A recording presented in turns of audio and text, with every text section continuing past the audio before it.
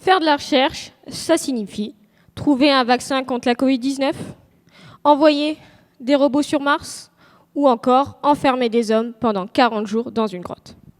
Oui, mais pas seulement. Doctorante en STAPS, j'étudie le développement des compétences émotionnelles, notamment celles des étudiants infirmiers, via la pratique d'activités physiques et sportives. À l'instar de nos compétences orthographiques qui nous aident à bien écrire, nos compétences émotionnelles nous permettent de comprendre, identifier, gérer et exprimer nos émotions convenablement.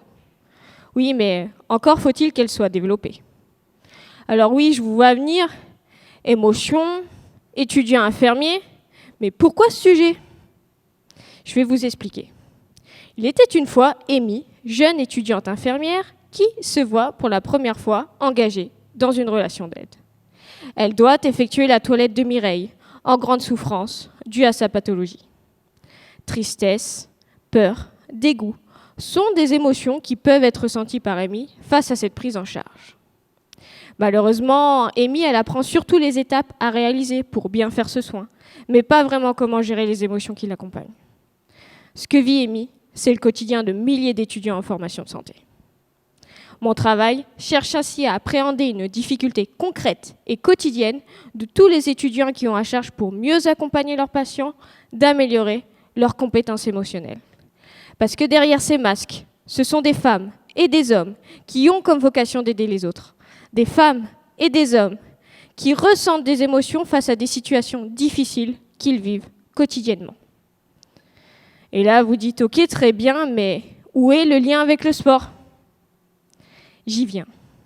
Avant toute chose, chaque chercheur se doit d'étudier tout ce qui a été fait auparavant sur son sujet de recherche.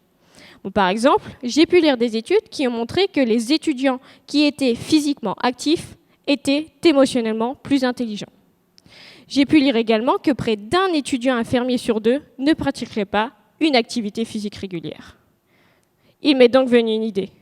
Proposer aux étudiants infirmiers de participer à une recherche qui vise à développer leurs compétences émotionnelles grâce à la pratique d'activités physiques.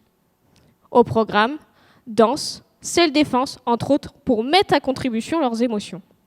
Et alors que les soignants d'aujourd'hui écrivent SOS sur les fenêtres pour exprimer leur détresse, intégrer ces compétences émotionnelles dans la formation des soignants de demain est primordial afin de limiter les risques que la relation d'aide ne tombe malade.